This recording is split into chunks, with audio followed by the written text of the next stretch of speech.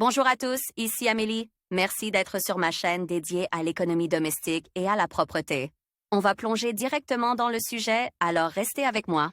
En Italie a eu lieu la première opération en Europe de transplantation de 4 organes internes à la fois. L'opération a eu lieu dans la ville de Turin. Les organes d'un donneur ont été reçus par un patient de 47 ans originaire de la ville de Bari, située dans le sud de l'Italie. Initialement, les médecins avaient prévu de transplanter des poumons, mais après le début de l'opération, ils ont découvert une insuffisance hépatique aiguë. Circonstance de l'opération. Le patient a subi une greffe de poumons, de foie et de pancréas, qui s'est également avérée affectée. L'intervention chirurgicale a duré 15 heures. Cette transplantation complexe a été réalisée par 2 équipes de médecins à la fois. Les organes ont été prélevés sur un jeune patient inconnu. Il est décédé des suites d'un traumatisme crânien. Un homme qui se trouve actuellement en soins intensifs dans un état stable s'est rendu à Turin pour une transplantation planifiée. Il était dans la file d'attente parce qu'il souffrait de mucoviscidose, une maladie génétique, depuis sa naissance. L'un des principaux symptômes est une atteinte du système respiratoire. Même à un âge précoce, en raison des caractéristiques anatomiques des poumons,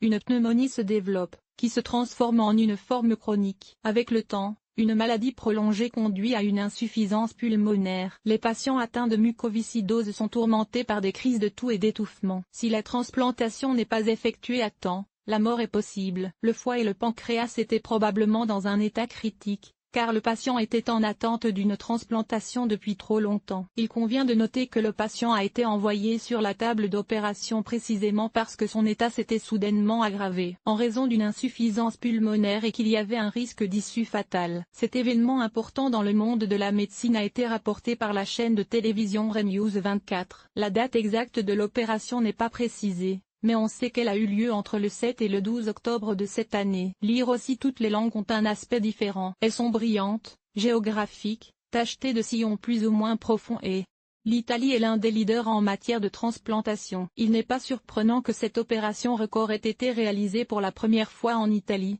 pays leader en Europe en termes de nombre de personnes prêtes à devenir donneurs après leur mort. 2 millions. Ce pays est le premier d'Europe en termes de nombre de personnes prêtes à devenir donneurs après leur mort. Elles sont 2 millions. Le gouvernement investit beaucoup d'argent dans le développement de la transplantation et le pays compte de nombreux médecins qualifiés. Ce phénomène s'explique par un incident survenu en Italie en 1994. Une famille américaine, venue en vacances, a été confrontée à des voleurs. 3 des 4 membres de la famille n'ont pas été blessés, mais Nicolas Green, un garçon de 7 ans, a reçu une blessure mortelle à la tête. Il a été transporté dans un centre de neurochirurgie, mais le cerveau du patient n'a pas pu être sauvé. Par conséquent, le corps est toujours maintenu en vie par des machines, mais l'enfant ne pourra plus jamais sortir du coma. Un tel état est considéré comme optimal pour le prélèvement d'organes en vue d'une transplantation. C'est intéressant.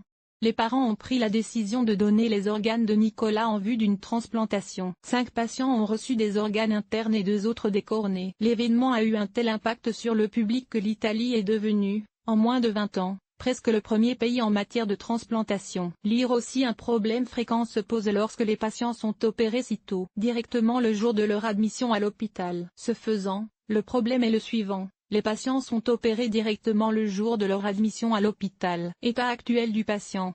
Le personnel médical de la clinique de Turin constate que l'état du patient se normalise progressivement. Il sera bientôt transféré dans un service de soins intensifs. Jusqu'à présent, les organes fonctionnent de manière stable, mais on ne sait pas si le patient survivra à l'avenir. L'Italie disposant d'une chirurgie bien développée dans le domaine de la transplantation d'organes, le taux de survie au cours des 2 ou 3 premières années est de 80%. Si l'on prend des données sur 5 ans, 60% des patients survivent, et 20 ans après la transplantation, 40% survivent. Lire aussi. L'importance du pancréas pour l'organisme n'est souvent apprise par une personne que lorsqu'elle est confrontée à des problèmes désagréables. On ne sait pas dans quelle catégorie se situe ce patient. Son état peut être compliqué par le fait que 4 organes ont été transplantés en même temps. La communauté médicale continue de suivre cette situation avec un intérêt accru.